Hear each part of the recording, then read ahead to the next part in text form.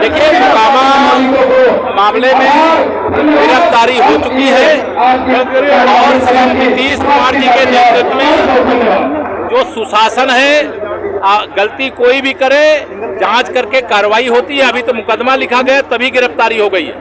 विपक्ष जबरदस्ती हो हल्ला कर रहा है, वो जंगल राज की वापसी चाहते हैं, लेकिन जंगल राज और गुंडा राज अब बिहार में वापस नहीं आएगा।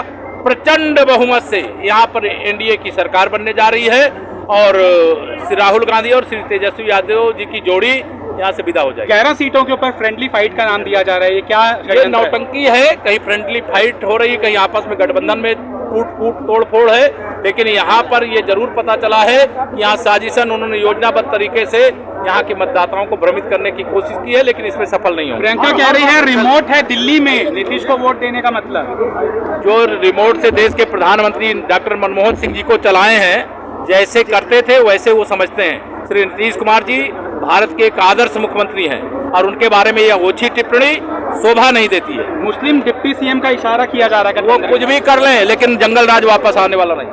दोनों हाथ रखो तो अपना अपना बूथ मजबूत कर लोगे।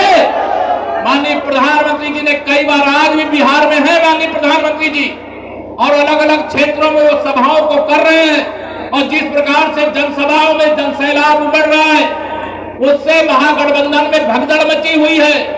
उनके बहुत सारे पदाधिकारी नेता भारतीय जनता पार्टी और एनडीए का दामन थामना चाहते हैं। बिहार को विकास चाहिए, बिहार को सुशासन चाहिए, बिहार को उज्जवल भविष्य चाहिए, बिहार के नौजवानों को रोजगार चाहिए, बिहार की माताओं बहनों का सशक्तिकरण चाहिए। ये महिला विरोधी भी हैं, गरीब विरोधी भी हैं, राम विरोधी भी हैं, ये भारत विरोधी भी हैं। इनको भारत माता की जय बोलने में शर्म आती है, लेकिन हम छाती ठोक करके भारत माता की जय भी बोलते हैं और जय श्री राम का जयकारा भी लगाने का काम करते हैं।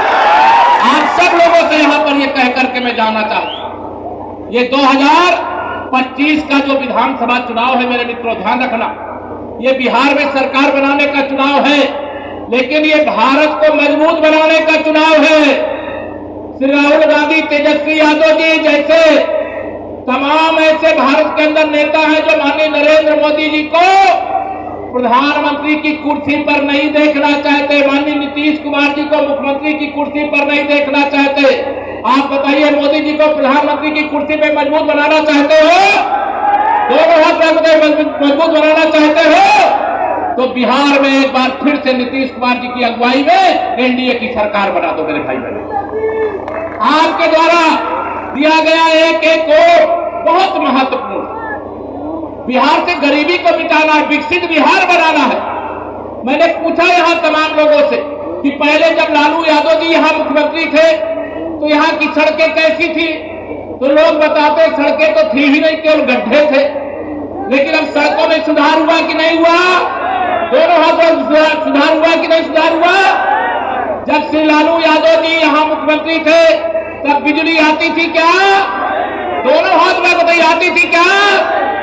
लालू यादव जी की सरकार में, जंगल राज वालों की सरकार में बिजली आती नहीं थी, और एनडीए की श्री नीतीश जी के नेतृत्व वाली सरकार में बिजली जाती नहीं है।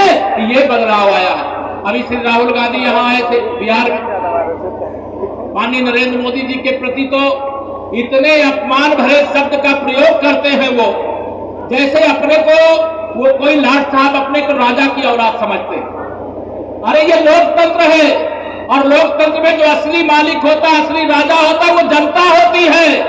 आप माननीय नरेंद्र मोदी जी का अपमान जब करते हो तो आप बिहार का भी अपमान करते हो, देश का भी अपमान करते हो।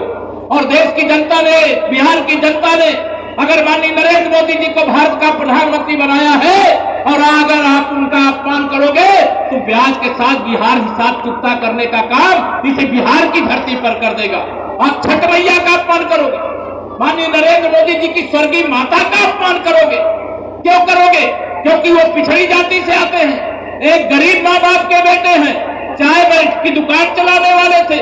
तीसरी बार देश में उन्होंने सरकार बना करके करोड़ों गरीबों को रहने के लिए घर दे दिया। जिनके घर में कभी शौचालय नहीं होते तो उनके घर में शौचालय बन गए। जो आजादी के बाद से कभी बिजली नहीं लगवा पाए तो उनके घर में बिजली लग गई। जिन घरों में दोनों समय के भोजन का प्रबंध नहीं होता था प्रधानमंत्री गरीब कल्याण अन्न योजना से उनको राशन दे रहे हैं। जो बीमारी के कारण पैसे के अभाव में जीवन त्याग देते थे, उनको आयुष्मान भारत योजना में 5 लाख रुपए तक के इलाज की सुविधा दे